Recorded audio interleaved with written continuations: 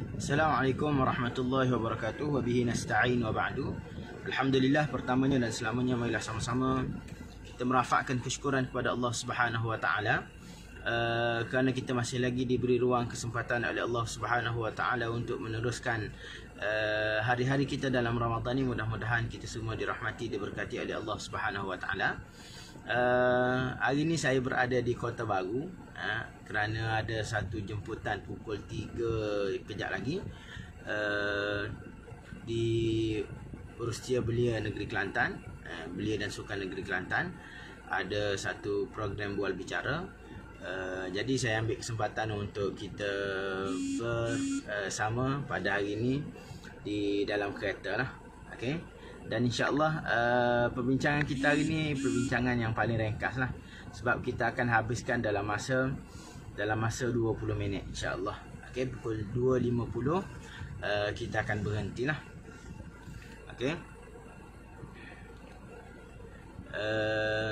Saya Melati, saya Nur Isda, saya Siti Mani, saya Zainab, Dr. Zul, saya Jai, Haji Zam, Cikgu Salma, saya Ija. Okay. Ahlan wa sahlan wa marhaban bikum semua. Dan moga-moga kita semua diberi kesihatan, diberi kenikmatan dari Allah Subhanahu wa taala berpanjangan. Dan hari ini insya-Allah kita akan bincang huruf huruf dal. Okey, hari ini huruf dal. Okey, untuk tidak melengahkan masa, okey, sebelum tu saya nak tahu. Okey dah, audio video jelas clear. Terima kasih Saudara Zainab. Okey, marilah sama-sama kita membuka majlis kita pada petang ni dengan Ummul Kitab Al-Fatihah. A'udzu billahi minasy syaithanir rajim. Bismillahirrahmanirrahim. Alhamdulillahi rabbil alamin. Ar-Rahmanir Rahim. Maliki yaumiddin. Iyyaka na'budu wa iyyaka nasta'in. Ihdinas siratal mustaqim. Siratal ladzina an'amta 'alaihim ghairil maghdubi 'alaihim waladdallin. Amin. Okay, alhamdulillah. Selesai kita baca surah Al-Fatihah. Mudah-mudahan kita semua dirahmati, diberkati oleh Allah Subhanahu wa taala. Okey, tuan-tuan dan puan-puan yang dirahmati Allah Subhanahu wa taala sekalian, hari ini insya-Allah kita akan bincang huruf dal.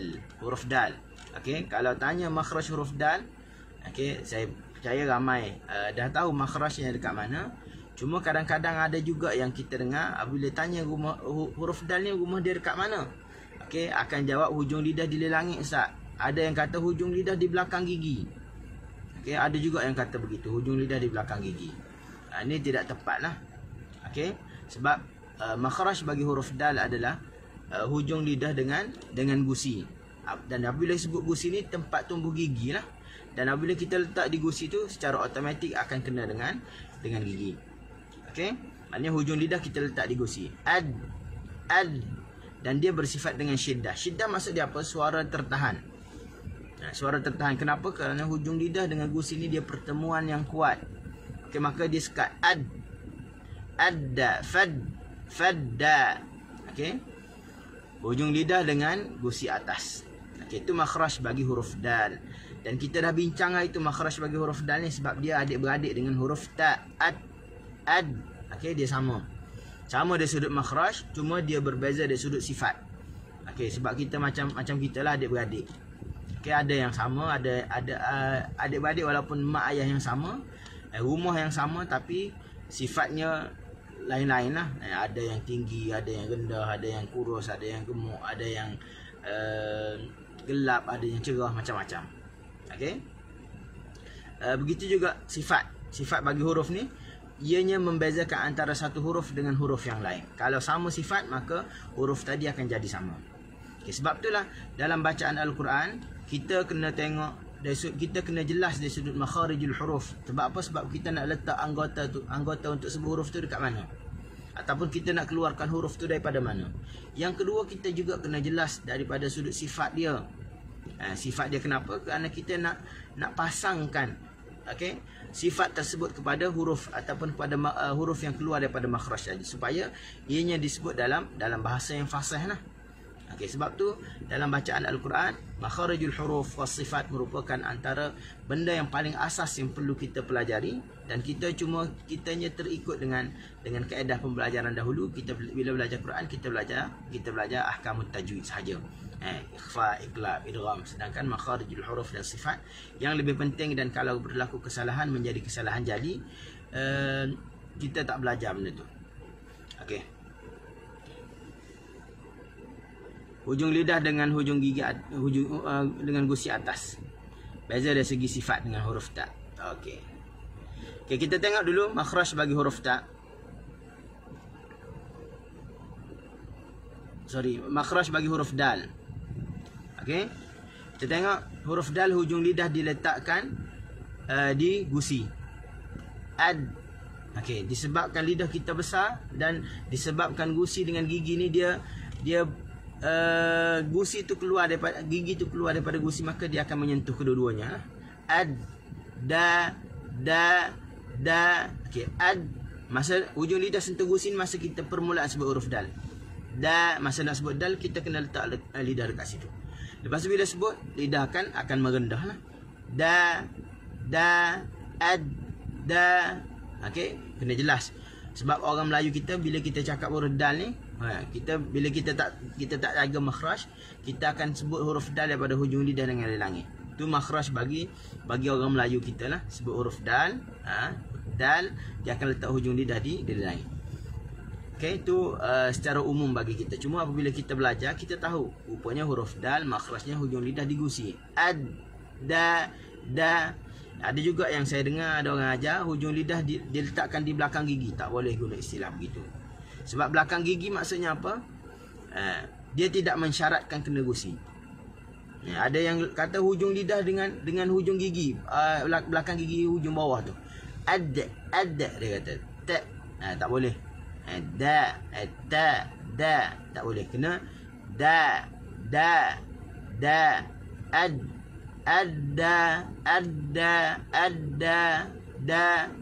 Kena jelas dari sudut kita kena letak dekat mana makhraj bagi huruf dal. Seterusnya saya nak rushing sedikit hari ni, sebab ada yang dah tunggu dekat atas. Kita tengok sifat pula. Sifat bagi huruf dal, dia ada huruf dal makhrajnya hujung lidah dengan gusi. Sifatnya apa? Al-jahr. Jahru ni dia bersifat dengan berkaitan dengan angin. Ada angin dinamakan hams, tak ada angin dinamakan jahr. Dia pasangan. Sifat yang ada pasangan ni. Maknanya huruf dal tidak ada angin. Kita tak boleh sebut da. Faddaratum keluar angin, tak boleh. Sebab dia bersifat dengan jahr. Angin tak ada. Angin tertahan. Terima kasih Ustaz Jai, dah tulis semua. Dah sedia nota pada awal tu. Syiddah maksud dia apa? Syiddah berkaitan dengan suara tertahan. Kenapa? Kerana pertemuan hujung lidah dengan gusi dalam keadaan yang kuat. Ad. Dia tak boleh sebut ad, tak. Dia ad terus. Ad. Fadda. Seterusnya qalqalah ni merupakan sifat yang tunggal. Yang merupakan sifat tunggal bagi qutbun jad. Qaf, ta, ba, jim dengan dal. Ada 4 huruf ni, ada 5 huruf lah. Qaf, ta, ba, jim dengan dal. Dengan syarat dia sukun berada di tengah kalimah ataupun di akhir kalimah. Seterusnya istifal. Istifal ni sepatutnya sifat yang utama yang perlu kita tahu. Sifat pertama sekali kita kena tahu istifal atau isti'la. Kita tengok huruf. Maka huruf dal ni dia bersifat dengan istifal. Istifal maksud dia apa? Pangkal lidah terletak. Maknanya sebutan ni dia tidak memberi kesan dengan bibir lah. Sebab ada setengah sebut huruf tebal dengan muncung. Tak ada. Sebab dia hanya istifal dengan isti'la. Sama ada huruf ni akan bersifat dengan istifal ataupun isti'la. Huruf dal bersifat dengan istifal, pangkal lidah terletak. Okey, pangkal lidah terletak. Okey. Seterusnya bersifat dengan infitah, hujung lidah juga terletak. Okey. Satu lagi bersifat dengan ismat. Ismat ni just nak bagi tahu kita bahawa huruf ni adalah huruf yang disebut dalam keadaan yang susah untuk keluar. Okey, kita tengok dulu pula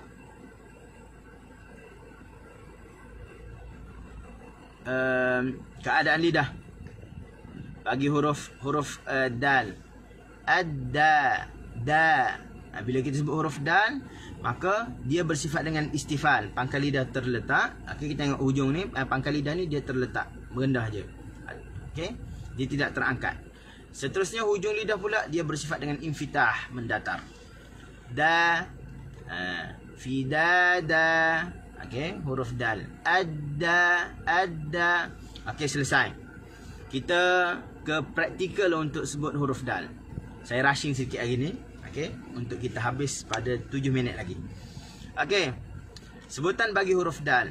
Okey, bila sebut sebutan bagi huruf dal, kita tahu dah keadaan lidah. Masa nak sebut, hujung lidah terangkat, sentuh di gusi. Da, adda. Okey, bila kita sebut tu, selesai sebutan da. Okey, hujung lidah, pangkal lidah dia mendatar sebab dia bersifat dengan istifal, dengan infitah. Okey, selesai. Cuma seperti mana biasa bila kita nak sebut huruf ni, kita tak dapat lari daripada baris. Baris memainkan peranan dalam sebutan kita. Okey, baris atas kita kena buka sekadar mana huruf istifal, kita boleh selit satu jari. Da, satu jari. Da, faddaratum, fidada, ataupun qidada, kita buka satu jari. Ataupun dakhirin, dakhilun. Okey, bagi depan kita kena muncung. Du, waladun, waladun. Okey, waladun, kita kena muncung. Bagi bawah di. Okey, bagi bawah di kita kena sengih, kena seringai. Seringai maksudnya kita kena tarik bibir kita ke belakang ni lah. Di.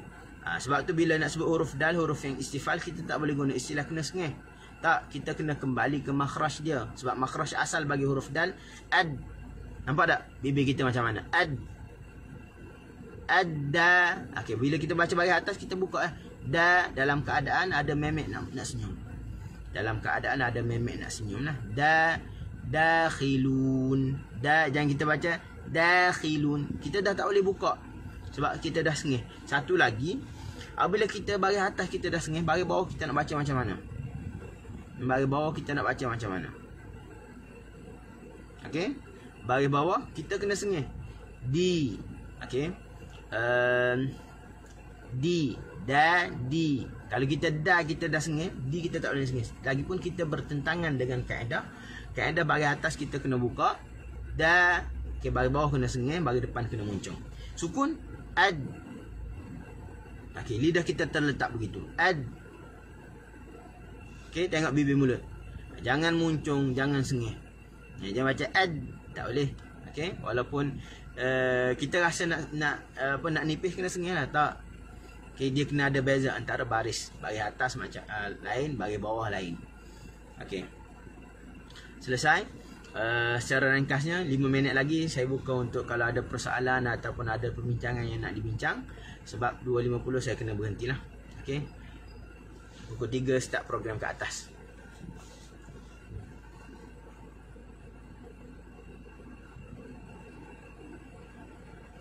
Terima kasih Ustaz Jai, tolong type. Dalam kereta ni biasa. Okey.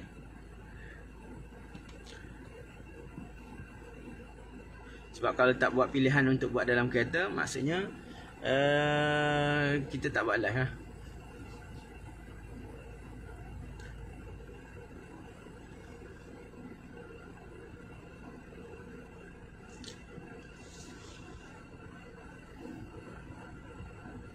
Okey, cuma kena ingat huruf apa yang perlu kita ingat adalah huruf dal perlu disebut dalam keadaan nipis. Okey, dal perlu disebut dalam keadaan nipis. Hujung lidah kena letak di gusi. Da, bagi atas kena buka, bagi bawah kena sengih, bagi depan kena muncung. Da. Okey, begitu sahaja yang perlu kita ingat. Okey, jangan kita baca dakhilin, tak boleh. Da, tak boleh. Itu bukan sebutan kita lah. Okey, dan jangan sebut juga da, da. Okey, maka kita ni dia sudut tahsiniyat untuk kita perelokkan bacaan kita lah. Okey, untuk kita perelokkan bacaan, maka kita kena ubah cara-cara kita sebut. Okey, bukan semua yang kita sebut, yang saya sebut ni adalah tuan-tuan buat salah, tak. Tapi dia sudut bab tahsiniyat untuk kita memperbaiki lagi. Tujuannya adalah tak lain dan tak bukan liyalfudhu bi afsahil lughat. Ya, ad, sebab dia bersifat dengan syiddah. Okey, dia bersifat dengan syiddah. Dia kena pertemuan anggota tu dia kuat untuk sebut huruf tersebut. Ad. Kuat pula bukan kuat sangat, jangan sampai ad kita tekan begitu, tak. Okey, kuat yang mana boleh memutuskan suara. Okey. Dan sebutan kita ni ditentukan fasih ataupun tak fasih oleh orang Arab yang fasih. Okey, kita ni boleh agak-agak, saya baik, tuan-tuan baik, boleh agak-agak lah. Cuma kadang-kadang kita ada pengalaman bertalaki dengan masyayikh Arab, maka kita tahu bagaimana cara mereka mempersembahkan ataupun melontarkan bacaan mereka lah. Adda, jangan terlalu memberatkan, cuma dia suara akan terputus. Waalaikumsalam warahmatullahi wabarakatuh. Ustaz Rasli Nordin.